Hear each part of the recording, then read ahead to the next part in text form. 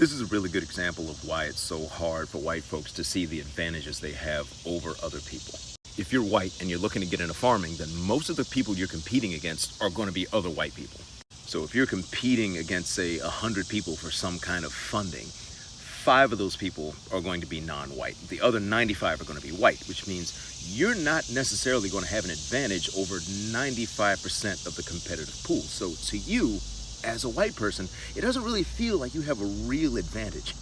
You might feel like the only way you'd have some kind of advantage is if you are like a legacy farmer, if you have some kind of non-racial advantage. Despite the fact that being a legacy farmer is partially based on race.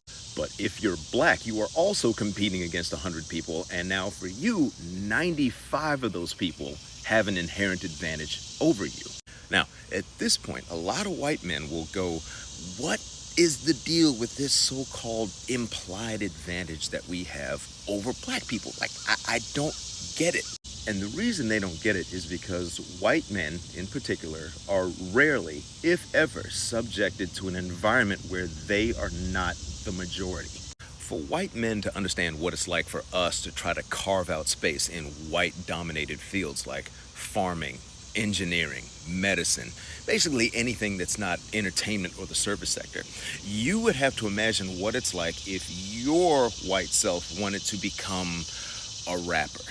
If a white person wants to be a rapper, you are not the norm. You are not what is expected. It's just going to be assumed that you don't have the background or the qualifications to be a good rapper. So there are going to be a lot of discerning eyes looking at you just by default because we're not used to seeing you there.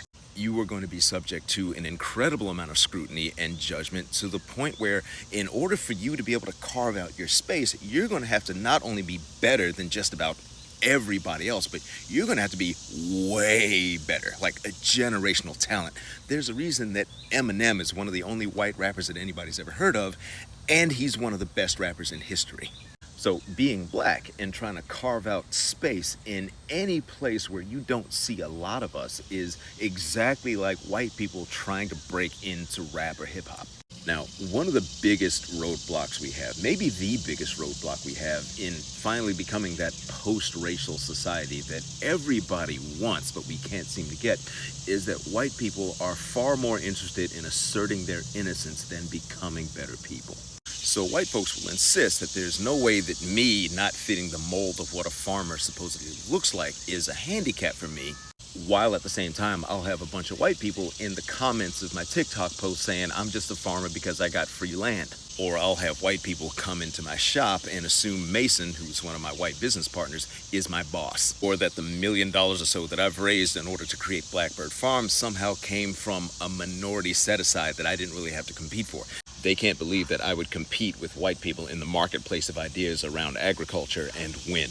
Dealing with that conflict of asserting innocence while being breathtakingly racist, I think, is why white folks age so poorly. So anyway, this is why white privilege feels unreal to most white people, because white people are mostly competing against other white people against whom they do not have any kind of racial advantage.